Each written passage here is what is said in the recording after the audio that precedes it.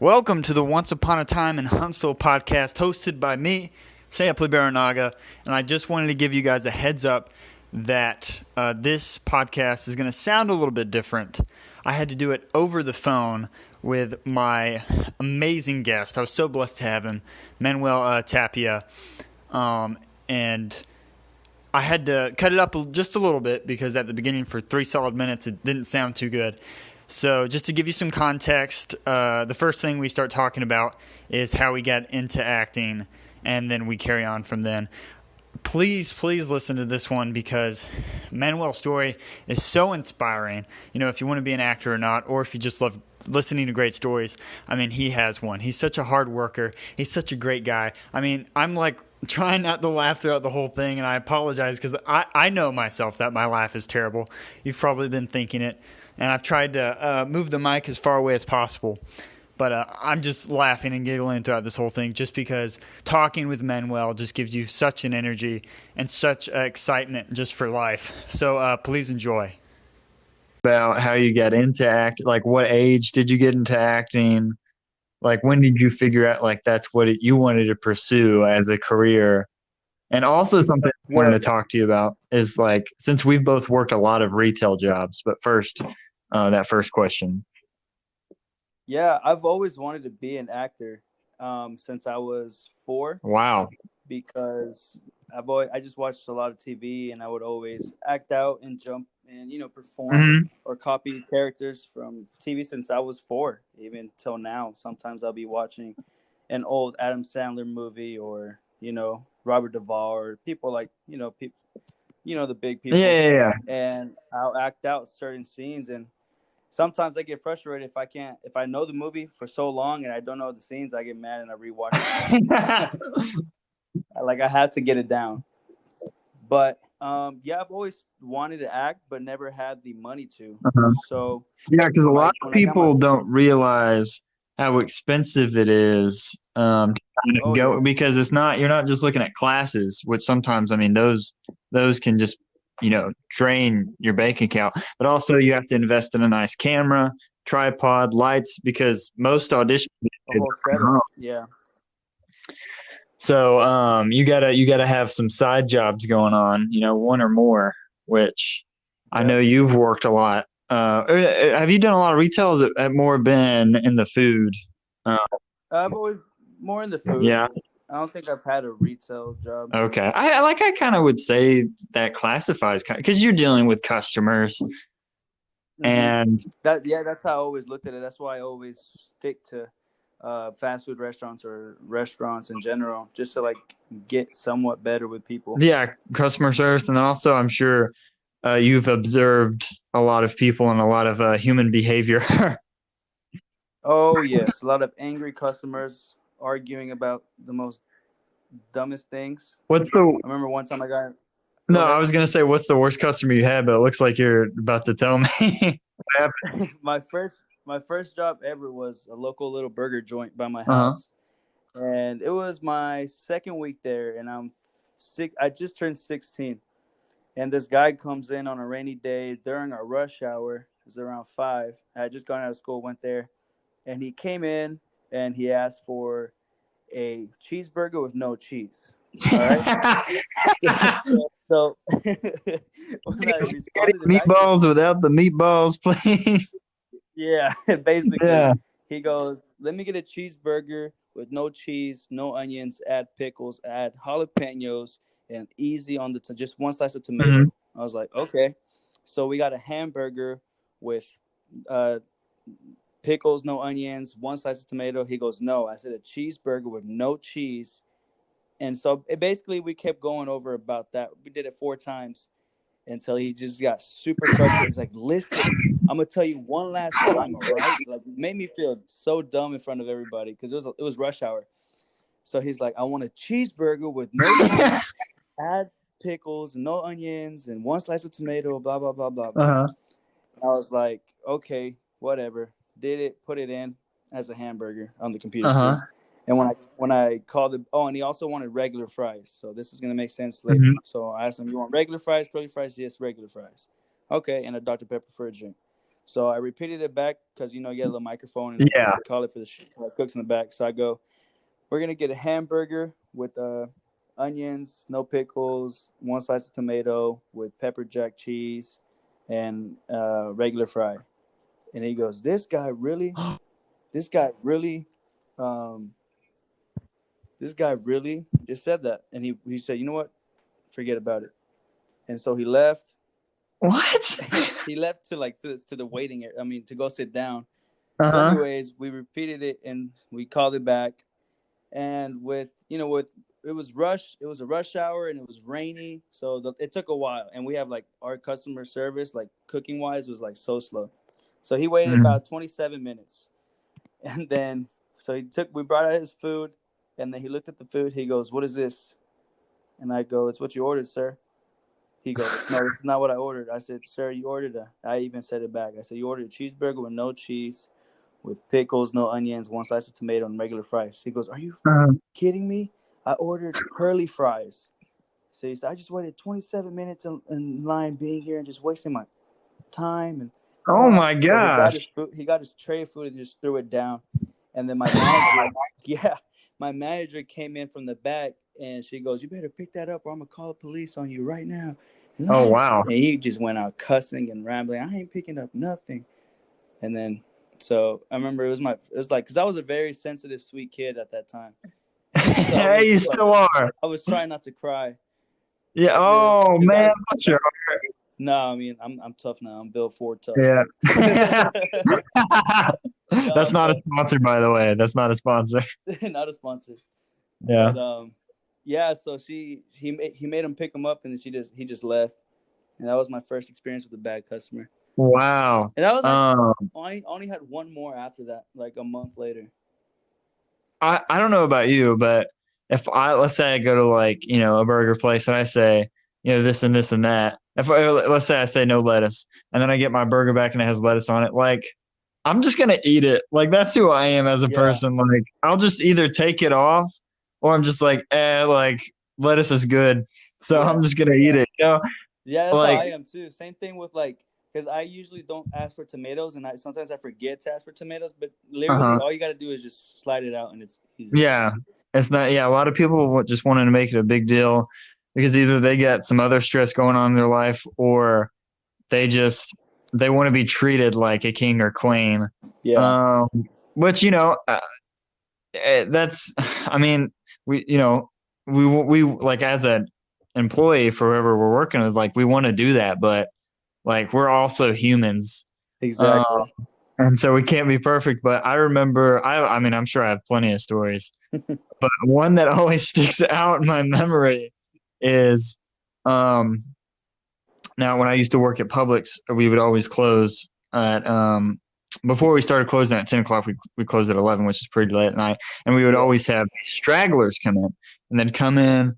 And it'd be like 10:55, and they're still like they've just looked around the whole store not buying anything.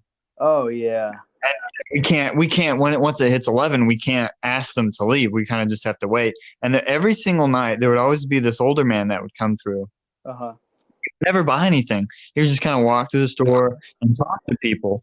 And like it was like 11:20, and I knew I wasn't technically allowed to say, "Hey, you need to go so we can clean, so we can go home." Yeah. So instead I came up to him, I said, "Well, sir, is there anything I can help you find?" I thought maybe he'd be like, "Oh, there's people in here that want to go home." Yeah. And he goes, I kid you not, word for word. He goes, "That Albert Einstein guy?" I said, well, yes, sir." And he goes, "He was like the only smart Jew." And I was just like, like I was not expecting like an anti-Semitic, and he was straight faced, like being serious. And I was just like, in my head, I was like, well, was that a compliment or an insult? That was so random. And I was like, oh yeah, he was a very smart man. He was like, yeah, and all those other Jews. And I just was like, I'll stop you right there, sir. We're closing up, and we need you to make your final decisions or whatever. Yeah. He's talking, and I noticed every step I took, he would follow me in the direction, just keep talking. So I just walked outside checking for carts, and then I just closed the doors when I got back inside as he was still talking to me, and then he just walked away, and I never saw him again. I literally never saw that man again. So he just I wish literally. I would. So you would see him a couple of times, and then the one night you go up to him, and then after that you don't see him again. I didn't see him again. Although, like, I guess I never worked a night where he came in again. But Oh, gotcha. it's not necessarily a terrible customer, Yeah. but at the same time, it was just like, what? Yeah, that was random. He threw me a real curveball there. The old Albert Einstein curveball, what they call it. Oh man. But a lot of times, and I'm guilty of this as well. But a lot of the times, people that have worked customer service or retail or fast food, we always complain about the really, really bad customers. But we there are a lot of outstanding customers out there. Oh yeah. Too. Just people that really do want to brighten other people's days, whether it's through a tip or Even a just being conversation. super polite. Yeah, or being a conversation, or Yeah. I've had people that have asked me, what do I do outside? And I'm like, oh, I'd like to act and stuff. And they've just been like, oh, that's so cool. Yeah. Well, and have you had experiences like that too? Yes, I used to when I worked at In-N-Out about 2 years ago now. I had And for the people in Alabama, that is a burger joint. Sorry. No, you're good. Yeah, In-N-Out is a burger joint, specifically in California, but it's in a few more other states. One's in Texas, and that's where the one I worked at. But anyways, I had regulars. Like every restaurant has regulars. I remember it was a set of old lady twins. It was Diane and Darla. There were two sets of twins, or one set of twins. But I remember they would come in every Thursday evening, which was when I would work night shifts, and then every Saturday morning, because we open up at 10. Since I've been there till probably now. I haven't been there in a while. But basically, she would be the first people I would see, and so after my third week or third time seeing them, I started talking to them more, and then I got their orders figured out it's In-N-Out very easily. But I would get, like, in the morning they would get a regular cheeseburger with coffee. Kind of weird, but yeah. But anyways, I remember one day they asked me, "So what do you want to do?" and blah blah blah, because you're so charismatic and your personality is just wonderful. Oh, they were hitting on you. Yeah, they were. I remember one time. Well, I'll tell you this one after. But basically, I told them, like, this was before I even did anything with acting, because I was still in school. I was just saving up, just to just save up, and I had no idea where I was going. I was just focusing. I was 16, 17, and I said I have big dreams, and I don't know how to go. I don't have any agents or nothing. Blah blah blah blah. And they were like, well, just they had a like a niece or something that was in modeling or something like that. And she would tell me about her all the time. She was like 2 years older than me. But she would always mention her and how she did the same way, had just to email a whole bunch of agencies and call and send headshots, resumes. Oh, that's awesome. Yeah, so they would tell me that kind of stuff and to just keep pushing and pushing. And they were like the most sweetest ladies ever. And basically like that. And I had a whole bunch of other customers, but those are the ones that I can think of on top of my head. Yeah, because they really stand out. Yeah, that truly wanted me to succeed. And I still remember that to this day, because that meant a lot. Because me, like, in high school, I wasn't nobody. I was just either at that time I was a junior. I was too cool for the not cool kids, and then not cool for the cool kids. I was always in the middle. Yeah. I was always in the middle. After my did you ever do drama in high school or middle school or anything like that? Yeah, I did theater. I started 8th grade, and then freshman year, sophomore year, and then I dropped out of all of sports and all that my sophomore year to focus on outside of school, my acting career, and just saving up, working, because the theater kids, some of the theater kids didn't like me, and then it was I didn't feel like I was doing enough with theater, because it was all about favorites. And same thing with sports. All my coaches, that I was never a favorite for sports, because I was terrible at sports. And So after my sophomore year, I dropped out of everything and just focused like, how am I going to do this? So I remember all my junior year, summer going into junior year, I was looking at things, doing like classes on YouTube for free, and back to looking up monologues and performing them.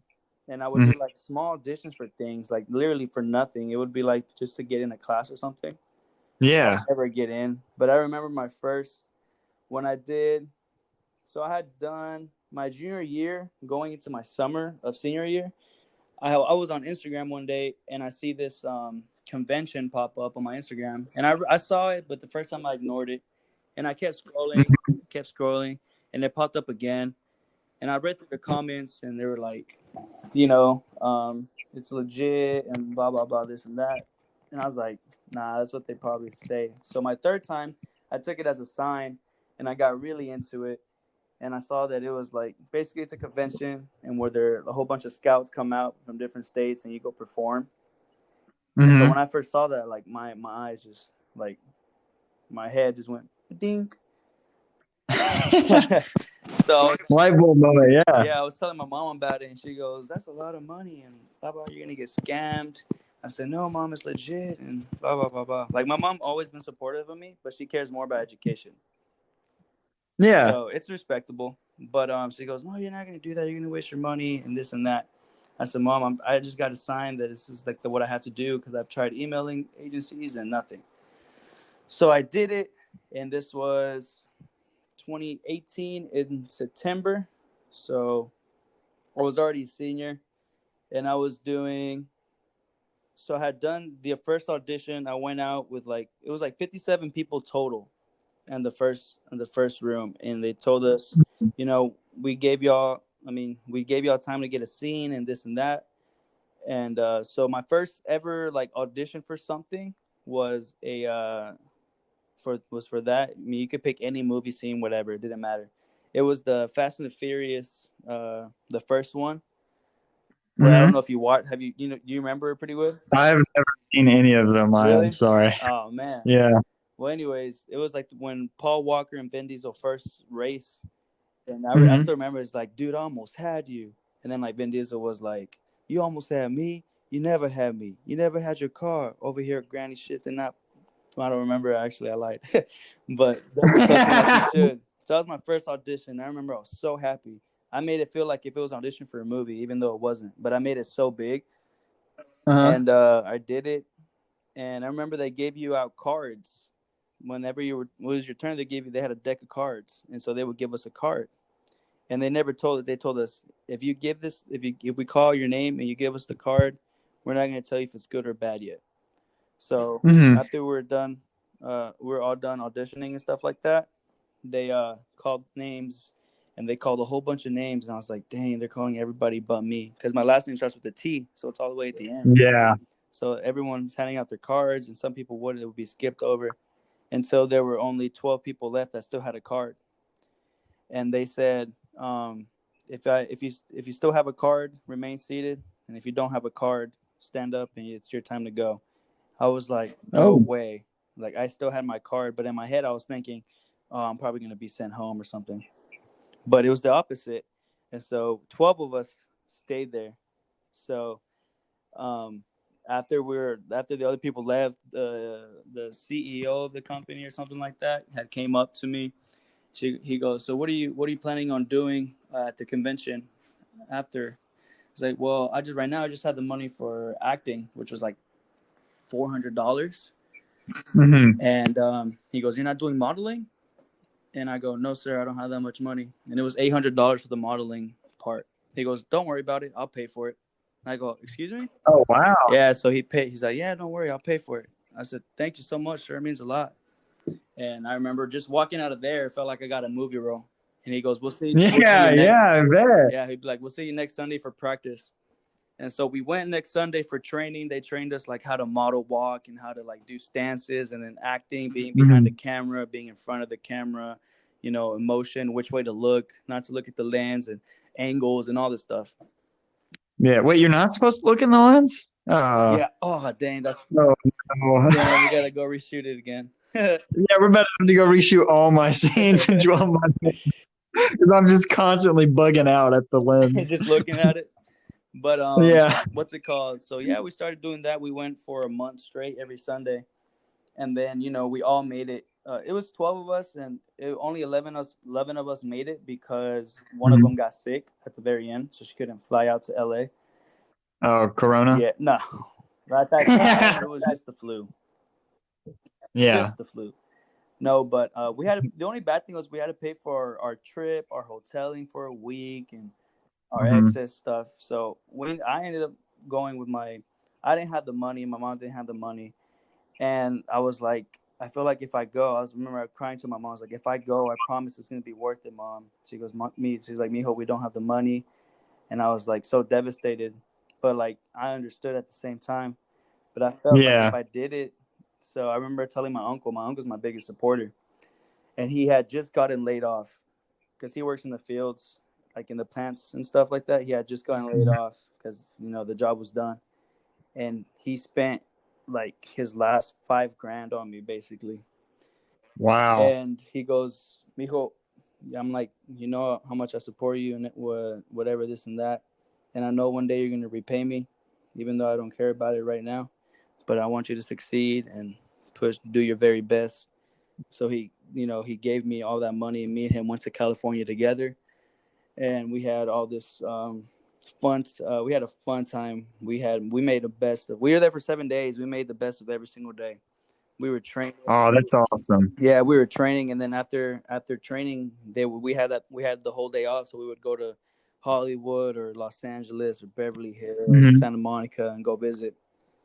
But I remember when I got there was kids from all over the states. Remember I told you they scout all over the states and certain people. Yeah. So I saw all these beautiful dudes and women and talented dudes and women, musicians, artists, models, actresses, actors.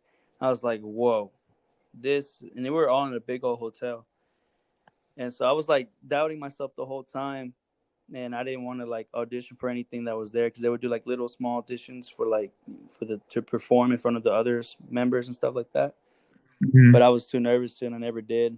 But then to make it short, on the last day or the day before the last day, we performed. We did a monologue, a scene, commercial, and I did the runway thing. So on the last day, I did all that, and the next morning they called us to meet the agents in person, and so we talked to like about 70 agents. I try to say hi to every single one of Wow. them, introduce myself, and later on, like 3 hours later, they all made their decisions who they wanted to sign. So they called us out, and they're like, "Okay, it's a roll call. We're gonna see who wants you, who doesn't, blah blah blah." So back to my name being on the T, and with a whole bunch with over like 300 people there, I saw all these good guys, like talented people, get no like cards back, and then there'll be like other people that'll get long lists of who wants them and everything. So I was like, Hmm. dang, if he didn't get it, I'm definitely not gonna get nothing. So I see all these and all these, and then they call my name and they say Manuel Tapia, and I saw a big old paper. I was like, no way. And they had 7 agencies that wanted me. And I Wow. remember like as soon as I went back to sit down, because we were still in the hotel, but we were in the how certain hotels have lobbies and stuff like that, like secret Yeah. rooms. Well, we had I remember I got my paper, and I just went up to my room and go cry. I told my mom, I was like, "Mom, I made it." Even though it was even though it was the smallest thing, but to me it was like so big. I was like, "Mom, I made it! Like I finally got like I'm about to get signed. Like people want me." And she was so proud of me. And I remember my uncle came up and he was, "Where'd you go?" And he saw me crying, and then we started crying together. And my uncle never cries, never cries. And That's awesome, yeah, we dude. started crying, and then I went back downstairs, and my friends were all telling me like, "Where'd you go?" And I was like, "I had to take a dump." Like I didn't want them to know I was crying.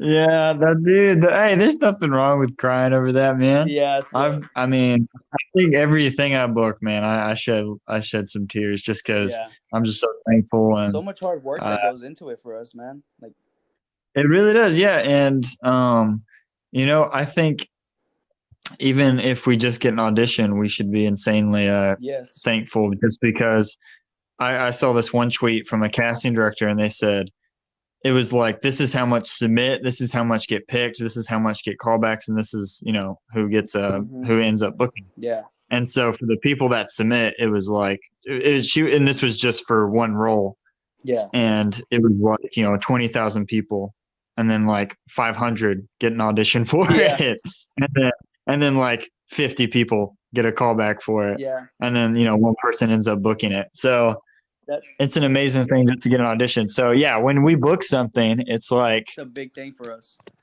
yeah. What was your reaction when you got the phone call for 12 Mighty Orphans? Man, my reaction. So let's start from the beginning. So I had auditioned. It was my 12 Mighty Orphans was my first movie audition. I had done 5 auditions prior to Wow. Yeah, so I did 2 commercial auditions and 2 TV show TV auditions. And 12 Mighty Orphans was my first movie audition. So I was so excited. I was like, this is a movie audition for like a lead role. Well, not a lead role, but yeah, it was a lead role. And they were, I was so excited. It's like, I got to do my best. But I didn't have nothing. I didn't have no lights, no fancy camera, no nothing, no fancy room. All I had was my camera.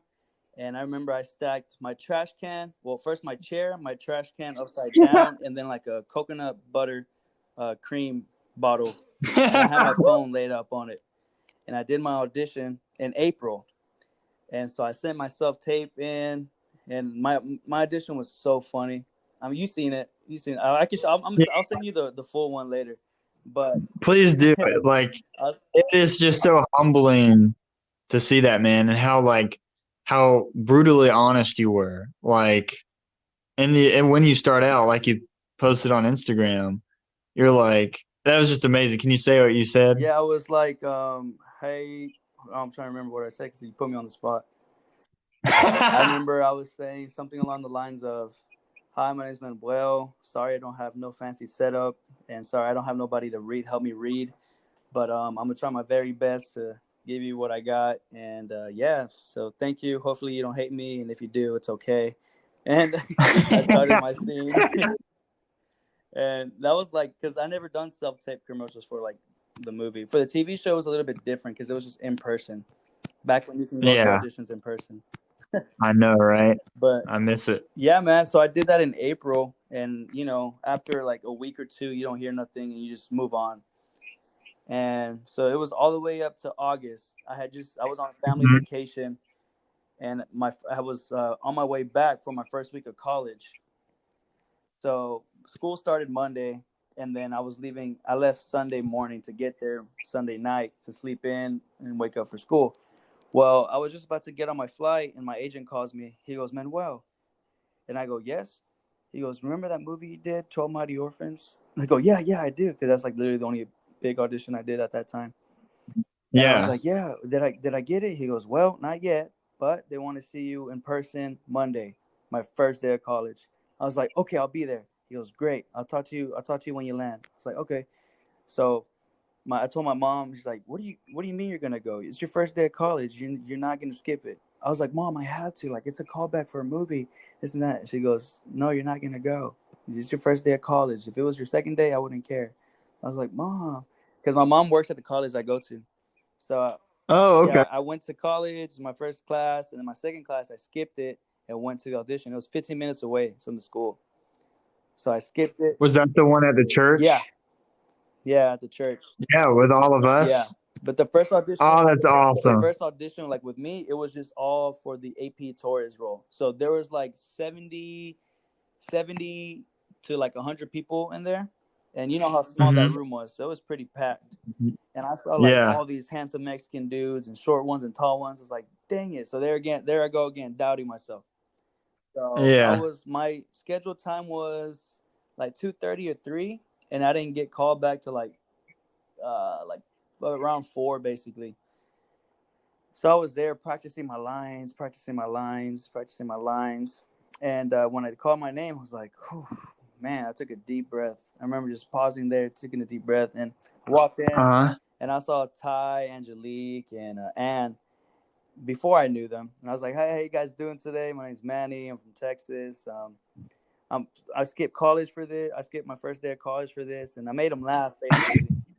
And I Yeah. did my scene and everything, and they're like, they made them laugh, and I asked them about their days, and I'm like, I know you guys are tired of seeing all these people here, but I hope you guys have a good one. And I left. I was like, I Uh, got in my car, and I was like, I remember I was praying like for like 15 minutes just straight in my car without even starting the car yet. It was so hot, but I was praying, and I was like, God, please, like, let me get one more call back, and mhm. make it official. And then so another week passed by, and well, it was like 5 days, basically a week, and they didn't say anything. So I was like, oh man. And so they called me on Monday, and they said, can you be here Wednesday? I was like, Mom, can I skip school to go for it again? She goes, no, you already did it behind my back. No. And so basically the same thing happened, and then I left my second period again. I was like, sorry, Mom, I left, but I'll get you Chick-fil-A on my way back. And then she just left me open. I did the audition. It was less people this time. It was about like 20 people Uh-huh. left. And same thing. They came up. I came up, auditioned, and they're like, "Hey, nice to see you again." It's like, "Yes, thank you." And the audition, and then another week went by. Call. Can you be here Wednesday? Yes. And my mom's like, "I'm taking your keys." She took my keys. She took my car keys. I had like, luckily at that time I had my financial aid money, so I had a little bit of money. So I bought an Yeah. Uber. It was only 15 minutes away. She goes, Mom, I'm sorry, I'm going. She goes, are you serious? So I had already like 4 missed days of school already, and that's, you're not supposed to have more than Yeah. 3 in college. Uh-huh. And so I went, and that was the one where I met you, when we all met. Yeah. Because after that one was when we went to the All Saints. Yep. So All Saints was the last one that we did when we did the football drills. I remember I showed up late because I was like trying to. My teacher was like mad at me leaving because I didn't tell him what I was leaving for. I just told him it was an emergency. Mhm. And remember, I showed up 30 minutes late, so everyone was already like on the practice field Oh, practicing and wow. everything. I think I remember Yeah, that. I showed up late. Oh man, I showed up late, and then I'm losing my voice. And I was like, oh my god, I'm late. I'm definitely not gonna get the role, and blah blah blah, this and that. And then we all got along so quick and easily, Oh, yeah. and it was just like, I don't know, like right off the bat we became best friends. We didn't know at the time, but you could just tell. Yeah, we all just clicked Yeah, instantly.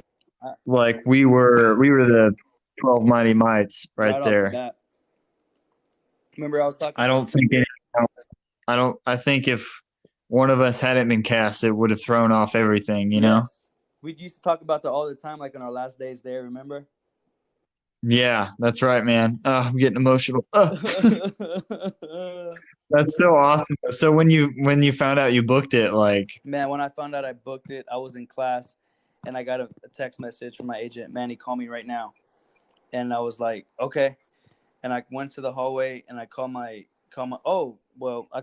agent. She goes, what's up, you got the role, Manny? You got the role for Carlos, because I auditioned for AP, but I got Carlos, which is the older brother. uh-huh. And I was like, no Yeah. way, I'm so happy. And I remember I was crying. Like, I was literally just because in my school at the college they had like hallway, but they had chairs and stuff like that. So I remember I sat down crying with my head down, just like tearing up. And I texted in my family group Mhm. chat. I was like, I got the role for the movie, and I told like my friends in our other group chat. And then they were like, oh my God, like my grandma, my aunts, and my mom all telling me congratulations. I'm so happy. Oh man, that's the So I was best. in class already crying, like tearing up. And I had like pretty hot girls in my class, like two of them. And I was just like, dang it, I can't stop crying. And so I was like trying to wipe my tears, and my nose was like all day. And then I was like, and my teacher pulled me aside, because my teacher used to be a dramatic teacher. She used to teach drama and stuff like that. Uh-huh. So my professor, not my teacher, but anyways, she pulled me out. I was like, what's wrong, Manny? He goes, I got the role for the movie, because she's the only one I did tell at school. She Uh-huh. goes, no way. I'm so happy for you. And I told him, like, Luke Wilson's going to be in it. And, well, this was before we Uh-huh. didn't know Martin Sheen was going to be in it. I said, yeah, Luke Wilson's going to be Yeah, in it. yeah. She goes, oh, my God, I'm so happy for you. And then I remember I came home, and I had like $200 in my bank account. I Uh-huh. remember I took out my whole family out to Texas Roadhouse with $200. They ended up. I remember I paid like $100 worth of it, but they ended up paying the rest. Oh, Oh my gosh, And dude, that's yeah, I incredible. was just so happy. And like, I didn't post it on social media, but the network that I did, they had posted it because I try keeping it a secret as long as I can. And then they Uh-huh. had posted it, like, or one of our clients, Manuel Tapia, is doing a movie with Luke Wilson, but I didn't know about it because I didn't follow them on Instagram. And then I see like my Hmm. friends, and they shared it on their story. They were telling me congratulations. Like, what are you telling me congratulations on? And then it's like, you got the role for a movie, no? And I go, yeah, but how'd you know? I didn't tell you. And so I saw like all the people that, like, I had two mutual friends that followed it, and they saw it, and they had posted on their stories, and basically it went around for like a little bit. And I was like, oh man, like I didn't want to tell anybody this and that, Yeah. because like right after high school, I remember I told, like, I would vividly say, it's like, I'm gonna make it. Watch, I'm not gonna be stuck here and blah blah blah blah, Yeah. because high school was not so good for me. So I had that last Hmm. that little pride and ego right before I left high school. I was like, just watch, I'm gonna make a name for myself. And then 3 months Hmm. after I graduated, I did a movie. And yeah, so everyone was like hitting me up, and like I was just like, people from like local schools that I knew of, but like they didn't know me until like they heard about it. So I was getting like followers and stuff like that. And then Hmm. I didn't even care about that. I was just so happy, and I didn't even touch my phone like for like 4 days, because it was just like so much messages that I've Yeah. never got it before. Cause like literally my group chat would text me, and so I have all these messages like, who are these people? But I said thank you to every single one of them, and That's awesome, the dude. rest is history. Did you play football in high school at I all? did, but I was a terrible football player. Yeah. So I didn't play in high school, but I played in middle Uh school. huh. And I remember, and the only reason I decided to play is because one of my good friends at the time was like, "Dude, you got to do it because then we can hang out like before and after. It will be like fun. You'll have fun doing it." So I ended up doing it, and I mean, you've seen me, right? I'm pretty, skinny now. I mean, I'm somewhat tall You're now, but jacked. Don't let him fool you that guys. He is a jacked guy. TikTok that shirt. is. I was like, holy crap. But okay, in the context of there's a scene in the movie where we all had to. I just wasn't taking it off just for Manny. Yeah. Uh, uh, no, everyone was in great shape for the film, but back when I played football in middle school, I mean, I was so relatively short compared to all the other guys. Yeah. Like it took me a long time for really puberty to hit in. Like I was in the seventh grade, and like some of my teammates had like mustaches and facial hair, Yep. Same for and me. I was like, a late bloomer. and I mean, these guys, every single evening after school, I mean, were hitting me, Yeah. like, and not on the football field, not after, but and I was just taking and taking and taking, and I was like fourth, fifth string. I only ever gotten like one play or one or two plays a year. Yeah. You know what I mean? Just because if I'd gone out there, I probably would have screwed up or whatever. But one thing I was really good at was running and catching balls. I rarely ever dropped a football, Yeah. but and I remember my coach my second year, because we had a different coach that year. He actually took me to the side and said, "Listen, like, I don't think you're really cut out for this.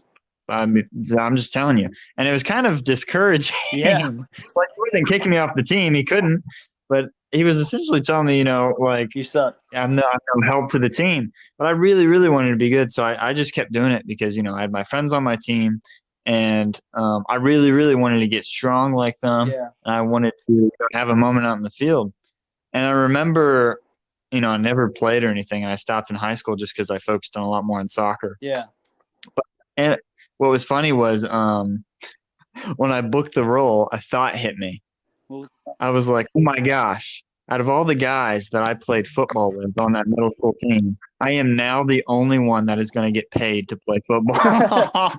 dude, that was the same initial thing with me. Like, well, Yeah. I mean, I have some old teammates that are doing good in college now, but we weren't very. We just know each other because we played together. We weren't like close friends or Uh-huh. anything. Well, some of them. And I remember when I got the role, it's crazy because like my high school, because I went to two high schools, but the main one I went to, we sucked like terrible. We had like one Oh good year, yeah. and I think we were like 8 and 9. I think I don't really remember, but it was our first year where we were somewhat good, and the whole school was like going crazy over it. But besides that, we would go like 1-6, 1-15, and win Oh no my game. We were gosh. terrible. Yeah, you guys were bad. Yeah, we were like the second worst team next to the other ones. Uh-huh. But yeah. So I remember like, man, it's crazy how I was terrible at football in high school and stuff like that. But I'm doing a movie where I'm like a good football player. Yeah. Yeah. And all the things like I know football like because I watch and stuff like Uh-huh. that and we play. Yeah. But I was like, holy crap! I was really never able to do this in high school. Because one of my things is I've always wanted to do my own stunts in my movies, like Jackie Chan does, because he's like one of my big Yeah. inspirations. Oh, he's awesome, So dude. being able to do my own stunts in the movie was pretty cool to me. Because especially, Mm-hmm. I mean, you saw how bad I got hurt that one time with that burn in the back. Oh, yeah, that was bad. That was real bad. I think Woody and I mentioned that on the last podcast. Oh, you did? I think we did, or maybe we were just talking about it. Oh, yeah, that was. I remember Josh walking me down, and he was like telling me, he's like, "Dang, that's a big scratch." And I looked at it, I was like, "Holy crap!" It was like a big old scrape mark. It looked like a T-Rex got you, man. Huh? It looked like a T-Rex like scratched you on the back. Yeah. But it didn't hurt as bad. But because we were at the All Saints school, the trainer for the football team, like, dude, she was not scared to put rubbing alcohol on my shoulder. I was like, ah. And she was just like digging in there. I'm like, ugh. And then Josh comes up with the camera. He's like, "What are you, a mighty warrior?" That's awesome. But yeah, after that, do you remember? Oh, sorry, keep going. No, I was just about to say after that, it's just like I would forget I had it, and when I take a shower, it burned. But that's it. Yeah, I was gonna say that saying I'm a mighty warrior. That reminded me when we went to before we had booked the roles when we had to go do that practice. Yeah. Do you remember when we or since you were late, I don't know if you had to do it, but whenever we were first showing up, Coach TJ, like to introduce himself, would come up to us and be like, "What are you?" Yeah, I remember that. A mighty warrior. Like, yeah, and then later we would do that, every single morning when we actually had booked the roles or whatever. But so one guy, he had done it in front of me that ended up not booking any of the roles or whatever. But he was like, I'm a mighty warrior or whatever. He was just, and dude, I had just read the book like on the way there, and I was like so pumped up for reading it. I like screamed it at the top of my lungs. I was like, I'm a mighty warrior. Like I was so pumped to be there after reading the book because I was like, if the book is that good, I can't wait to read the script. Yeah. I think you were like the only one that read the book at that time, no? I think so, yeah. I didn't read it. I still haven't read it. I don't want to lie. Oh, you gotta read it, man. It's so good. I'm just like, I don't want to make an Amazon account just to get a book. I barely get things from Amazon. Yeah. Dude, I ordered I bought like 4 during Christmas time. No way. To give to yeah, I bought one for my girlfriend Erin, or no, I'm sorry, my fiance Erin. She's in the other room at work. I hope she didn't hear that. She'd come in here and smack me in the face. No. I bought for her just because she has been such a huge inspiration to me, and also rooted for me, of course. Yes. And then I also bought I bought 2 copies. I bought one for my mom, one for my dad. I bought one for my grandmother, who has just always had my back, and then I bought one for my brother Jesse, who actually taped the original audition with me. Yeah, I remember you saying that. Just because, I don't know if you know this about me, but I'm like, with that audition, I had to it was due really quick, so I only did like 1 or 2 takes on each scene or whatever. Yeah. But something about me is like I like to take my time with that sort of thing. So sometimes me and Jesse, if he's taping me for a role and I have time, we'll be in there for like an hour or 2. And I know that he doesn't want to do that because that's his video game time. You know what I mean? So I got him one. And, who do you have taped for you? Do you have like family members or do you have someone call in and do it? Well, at very first, before I had done the movie and a little bit prior to that, besides December, Mhm. I would just always do it myself. I would record it myself and Wow. just hold my phone there and try to get things to like stabilize it and just read it. I would never have a reader with me. I would just read my lines and space out, time it, type of deal. And so that was really bad, but I mean, I got a couple callbacks from doing stuff like that, Yeah. which is pretty cool. I mean, typically most directors or casting would just ignore that right off the bat. Yeah, they're just focused on the good acting. Yeah. Yeah, As long as the acting's good, they don't really care, you know? yeah. So I had done that, but after we had done the movie, I had got in my agent. I had got in. So my agent's buddy, his friend, she's from LA. She's my other agent. I think she's my manager actually. She Hmm. had came before she had signed me. She had came all the way from Los Angeles to Dallas to come meet me and of course other clients that with the agency I was in Dallas. And so Hmm. I remember I had walked into the room and right off the bat we got along. And I remember she had seen like a couple other people, probably 30 people, maybe more, maybe less. But Hmm. that day, my agent from Dallas called me. He goes, you're the only one she signed today, right? And I go, no Oh, way. wow. And then, yeah, so she told me that, and right along, we got a real good friendship. And she started giving me big role. Like all I get is lead roles, which I really got to step up more. Well, at that time, I was in shape and doing all this stuff, so it was good at that time. And Yeah. she'd send me like coaches. I remember I did a coach. I had two coaches.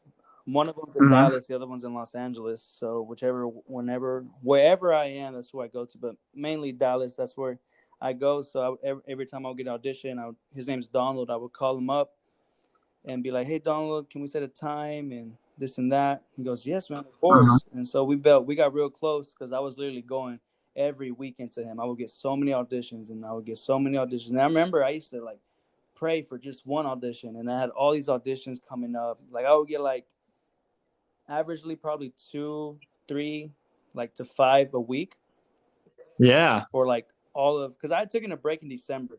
So I took a break in December and a little bit of January so I can get in shape for the new year. Uh, And once January hit, I was getting like good auditions and all lead roles and stuff like that. And I was really blessed.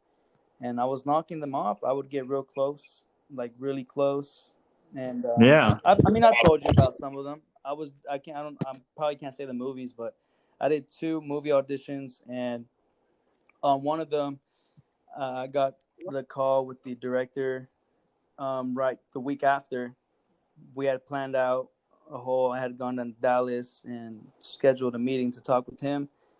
And then I was really close to getting that one, but they went, I think I was in the top five for sure. And then the other movie, the big one that, we talked Yeah. about, Uh-huh. I'm not going to say the movie name, but I think I could say the director's name, right? Yeah, yeah. I think you can probably say both. I mean, Yeah. But, well, just in case, yeah. No, Damien. no one big listens to this, Manny. But thank you for Hey, you never know, man. I that's believe in you. true. You never know. Yeah. Damien Chazelle, he was doing a movie, and I remember. I mean, I love La La Land. I've seen that. Everyone's seen that. Everyone loves that. It won a whole bunch of awards, Uh-huh. Oscar awards, not Yeah. just I've done typical a awards. 2-hour podcast on it. Oh, I still haven't seen that one. Oh, you gotta listen to it, man. We just watched the whole movie and talk through it the whole time.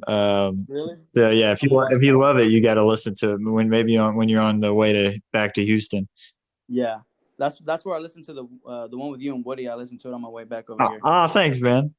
Yes, sir. But yeah, I did one with I remember I was able to talk to Damien Chazelle.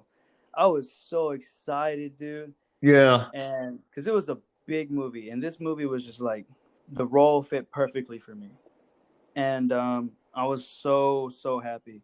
And I had gotten a call. I think it was like 2 weeks maybe, and I get an email. Like my team was like going crazy. He's like, "Man, you got to schedule time. You got a meeting with Damien Chazelle. Can you do it?" I said, "Of course I can do it."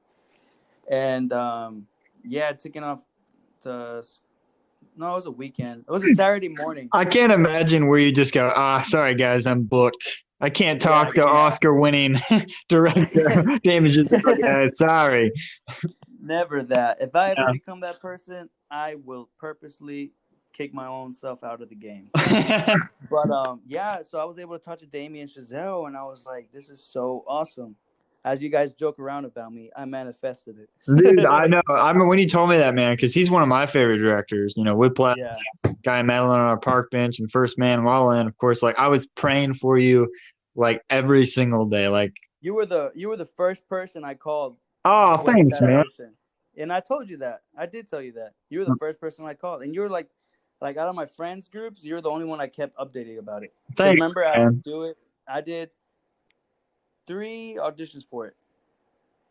And then Yeah, the whole COVID thing had hit in March, yeah. and everything shut down and didn't get nothing no more. And I was like jobless for like since March all the way to like July.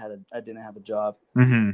so all my money was going down. I was like, dang, what am I gonna do? So I remember I was praying, like I would see like uh Google or stuff would be like industry business is going to open up in June and then open up in July, open up in September, August. I just remember I kept praying like, it's like, God, I hope I get the role of so and so on so and so. And I would pray for that every single night because I had Yeah. nothing left at that point.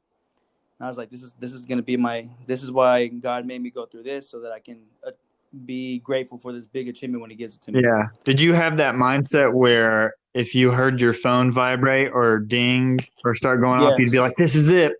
This is it. Yep. And I will see like so many numbers that are not saved. There will be spam calls, but I would Yeah, answer that's them the anyways, worst. just in case. Yeah, and I would see like a whole bunch of like I had friends in Los Angeles, and so their numbers are. I mean, they would have their contact name, but it would be Los Angeles. That was the first thing I would look at. I'd be like so excited. Or when my agent would randomly call me, I'd be so excited. But yeah, man. So that happened, and I kept praying and praying, and then I started working in July, second week of July, Hmm. and then I had told my agent about 3 weeks ago. I was like, "Hey, do you have any news about the movie with Damien?" And she goes, "Oh, sorry, someone had already got it booked for it." Well, she didn't say it like that, but along the lines, she's like, "Sorry, somebody got the role," and I was like so devastated because I was praying for it for like Yeah. 6 months straight. But then I realized, you know what? Something greater. That's the way I look at things. Is if I don't get this, it's because something bigger is gonna come. Yeah, absolutely. And so that's just how my mindset is. So now I'm just like laid back and chill about it again. Yeah, yeah. And The thing, one of my kind of things that I've learned is that once I audition for something, I just try to forget about it. And there are certain ones, you can still pray for them, but you just, in the terms of, if someone else gets it, that's okay. I'm just going to move on to the next one. I feel like that helps so much better because I've seen actors just ruin themselves because they say, oh, I should have gotten that role, blah, blah. And they can hold on to that for yeah, and they years, hold on to it honestly. forever. Yeah. Yeah. The way I Uh, look at it is like I just started last year. hmm. And so, I mean, the things I was able to do in that time before COVID was like things that other actors or actresses like wish they could get. But like, I don't know how to say it. That's not, whoa, that sounded really bad. That made me sound like a bad person. But you know what I'm trying to say is No, like, I know what you meant. yeah, yeah, like things I've been able to do, even though I haven't gotten the roles. Hmm. But lots of times I don't get roles because directors don't want to take that chance on me because I'm new. Yeah. And it's like, but like, I understand it. But I'm just grateful. I'm also more grateful that my team gives me these big roles. They Yeah, have that much absolutely. faith in me, and so that's why I keep pushing Like myself. only a handful of people got an audition for the role that you're talking about, and the fact that you were in that handful, I mean, that's a thing just to be so thankful Yeah, for. and how I was even able to talk to the director after. Yeah, I know, right? That's like I was just so excited for that, man. Like I'm so glad that you got to experience that. And hey, who knows? Maybe another role will pop up in one of his other projects, and he'll, think of me because I hopefully you showed him my headshot like I paid you to do. No, no, hopefully he thinks of you and says, "Oh, he'd be perfect. Let's get him on the line." Yeah, Or you never that's know. why. That's why. First impressions on people are a big thing. Yeah. What's funny is when I first met you, I was like, I cannot stand this guy, and I still can't. So yeah, you're right. First impressions are huge. Yeah, first impression is very big. And, but yeah, that's the No, I important love you, thing about Manny. I it. was just teasing. But yeah, man, that was pretty much it. So now to this point. Yeah, have you had any auditions in the recent weeks? Because I've had like one or two, but it's been pretty dry still. No, I've only had two small commercial auditions. That's it. But they were for one of them was for Jack in the Box, the other one was for one of them was for Subway. But I was so busy working, and it was last minute I couldn't do it. Yeah. Well, I'm really, really hoping that things will clear up pretty fast, but I guess we'll just keep waiting. Yeah, Hopefully people can just wash their hands and use Germex and stay 6 feet away, and wear their mask. we can Wear figure their this thing mask. That's the out. biggest one you didn't say. Oh, sorry. Oh, I mean, I'm so used to wearing mine now, I forget I even wear one. You know what I mean? It's like I feel like everyone's a superhero now because everyone's like, "Oh crap, I forgot my mask." Dude, yeah, I was walking into the bank the other day with like my mask on. I was like, this just feels wrong, man. I felt like, but everyone else was too. It just felt weird. But yeah, hopefully we'll just keep praying. Oh yeah, man. God has a reason for this stuff. We have tough times. Life's a roller coaster, and right now is a downtime for everybody. But eventually, it will turn out good, and it's one of those things that kind of build you and shape you and make you stronger than who you were. Yeah, absolutely. Yeah, I've been very, the path that I've been in lately, it's like very humbling. Working out in the fields now, it's a whole completely different thing from being in an office or being inside a facility type of deal. And it's it's a big eye opener. It makes me appreciate things. It makes me want to work even harder for my goals to like not stay here for the rest of my life.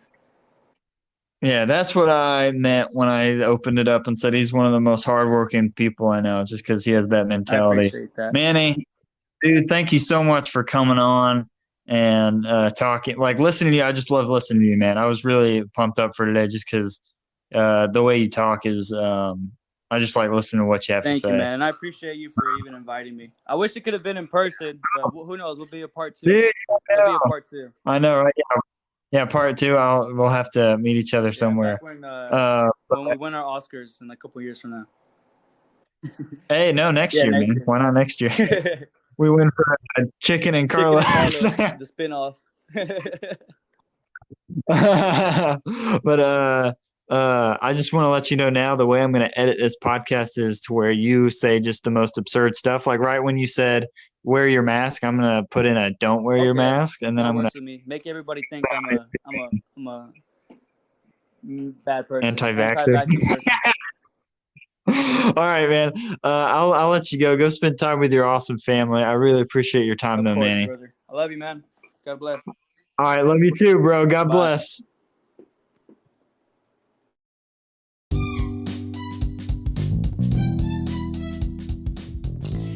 Hey guys, Sampley Barinaga here, and I'm going to tell you why I use Anchor for my podcast, and it's simple, because it's free. There's creation tools that allow you to record and edit your podcast right from your phone or computer or tablet, whatever the heck you're using. Anchor will also distribute your podcast for you, so it can be heard on places like Spotify, Apple Podcasts, Google Podcasts, wherever you get your podcasts, and you can also make money from your podcast with no minimum listenership. It's everything you need to make a podcast in one place. So download the free Anchor app or go to anchor.fm to get started. Do it, or else we're going to have a problem. And I don't want to have a problem with you.